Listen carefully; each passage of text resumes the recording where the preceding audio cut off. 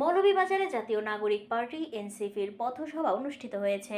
মৌলভীবাজার জেলা প্রতিনিধি মোহাম্মদ সাইফুল ইসলাম জানান, শনিবার দুপুরে মৌলভীবাজার শহরের বেরিরপাড় মোড় এলাকায় জাতীয় নাগরিক পার্টি জেলা শাখার আয়োজনে এই পথসভা অনুষ্ঠিত হয়।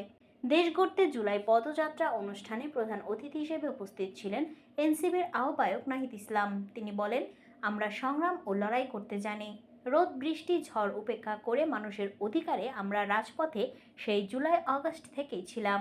জুলাই আগস্টে আমরা বলেছিলাম একটি বাংলাদেশ লাগবে, একটি নতুন বন্দোবস্ত লাগবে। পুরনো সিস্টেম ও আইনে এই বাংলাদেশ আর চলবে না।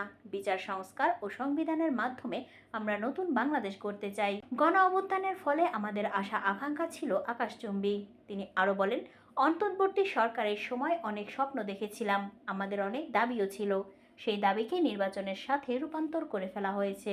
আমরা বলেছি আমরা নির্বাচন চাই, আমরা গণতন্ত্র ও ভোটাধিকারের পক্ষে লড়াই করার শক্তি রাখি, কিন্তু বিচার সংস্কার ছাড়াই নির্বাচন অর্থহীন হয়ে যাবে। এই নির্বাচন জনগণ গ্রহণ করবে না।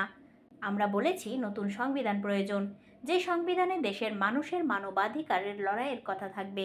দেশ গড়তে জুলাই পদযাত্রা অনুষ্ঠানে আরও বক্তব্য রাখেন এনসিপির মুখ্য সমন্বয়ক নাসির উদ্দিন পাটোয়ারি, কেন্দ্রীয় যুগ্ম আহ্বায়ক অর্পিতা দাস, ডাক্তার তাসনিম জারা, সামান্তা শারমিন, প্রীতম দাস, জেলা শাখার প্রধান সমন্বয়কারী ফাহাদ আলম, যুগ্ম সমন্বয়কারী এহসান জাকারিয়া সহ অন্যান্যরা।